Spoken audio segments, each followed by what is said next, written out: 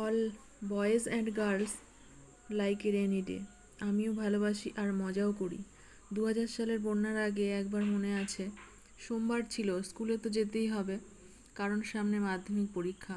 সকালবেলা থেকেই আকাশ কালো মেঘে ঢাকা ছিল, আর তার সঙ্গে গুড়ি গুড়ি বৃষ্টি হচ্ছিল। স্কুলে যেতে যেতে তো হাফ ভিজে গেছি, রাস্তায় হাঁটু জল হয়ে গেলে তো আর মজার শেষ নেই। তারপর দিদিমণিরা বাধ্য হয়ে ছুটি দিয়ে দিত, পাছে শরীর খারাপ না হয়ে যায়। সেই সব দিনগুলি সত্যি ভোলা যাবে না।